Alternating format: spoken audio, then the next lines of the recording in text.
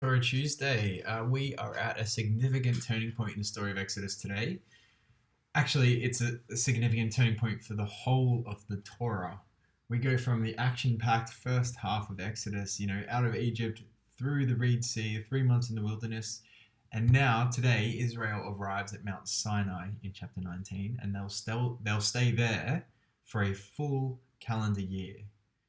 For us, we are going to be with them at Mount Sinai until mid-May 2023. As we read from Exodus 20 to 40 and then all of Leviticus and the first 10 chapters of Numbers, we'll be with them at Sinai before Israel leaves to move on to the Promised Land. It's going to be 25 weeks that we are with them at Mount Sinai.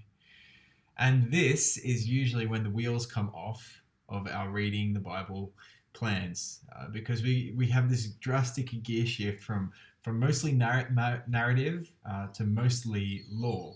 So people feel like they've gone from reading a story to reading the terms and conditions of a policy.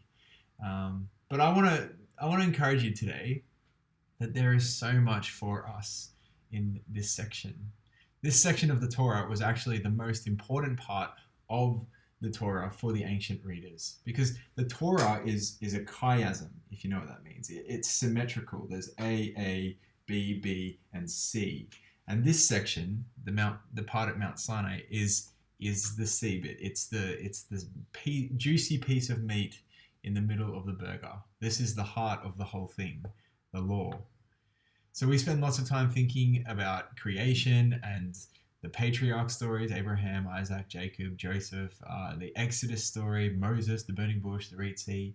But actually, all of that stuff that we've covered so far, that's just backdrop. That's just setting the scene for this scene, the Mount Sinai scene. This section is what that's all been building towards. Because this section is about God, the Creator, entering into a covenant relationship, which is like a marriage of sorts, with his people. Now, we'll come back to that idea of covenant in future weeks.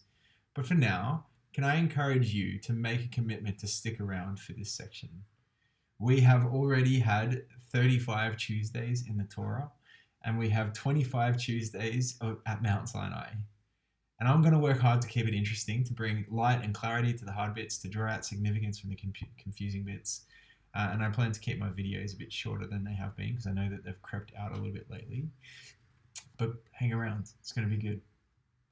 So let's have a look at today's stories, 18 and 19. In 18, we have Jethro visiting Moses at the camp, and then in chapter 19, we have Israel arriving at Sinai. So chapter 18, it's a transition story from the first half of the book about God making his name, Yahweh, known, and the second half of the book, which is where God gives instructions and Israel is called to obey them. And you can actually see those two halves overlapping in this story about Jethro. So first, Jethro arrives. He is Moses' father-in-law, and he is a Midianite, so he's not an Israelite. And he comes from a foreign nation. And Moses sits Jethro down, and he tells him all of the extraordinary things that God has done in the Exodus story. And Jethro, verse 11, he responds, "Now I know that Yahweh is greater than all other gods." So this is the foreign nation recognizing the one true God. This is Yahweh's name being associated with the redemption of Israel through mighty deeds, and the nations noticing and turning to God. Because what happens next in verse 11 is Jethro brought a burnt offering and offered a sacrifice to God. So then Jethro, having noticed who God is, being aware of his name, he sees Moses overworked as all the people bring their problems to him. So Jethro gives Moses instructions, and Moses obeys the instructions. And this is the other half of the transition.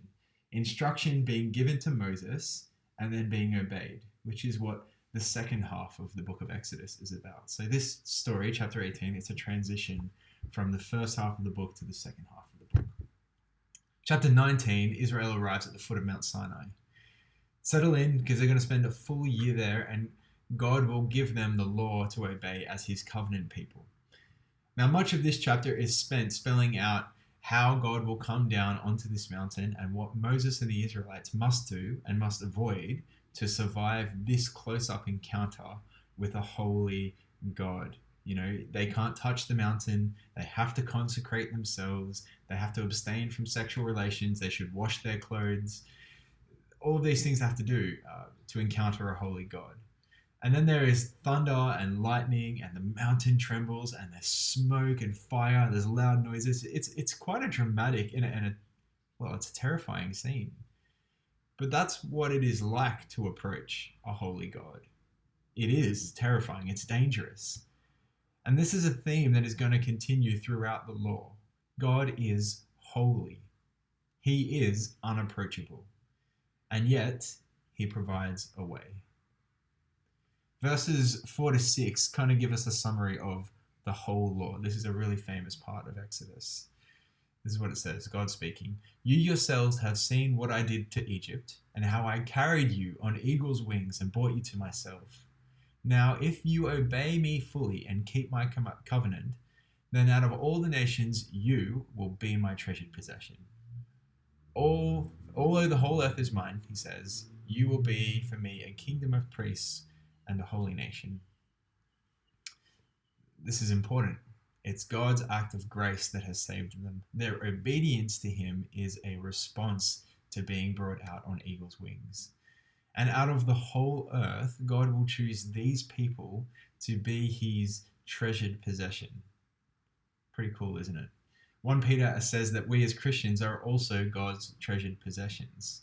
And we're told how God purchased us in 1 Peter. For you know that it is not with perishable things such as silver and gold that we were redeemed, but with the precious blood of Christ, a lamb without blemish or defect. And that is how we should think about ourselves. We are God's treasured possession. The thing he gave up, the thing is that he gave up his one and only Son in order to purchase us for himself. We are his treasured possession. See ya.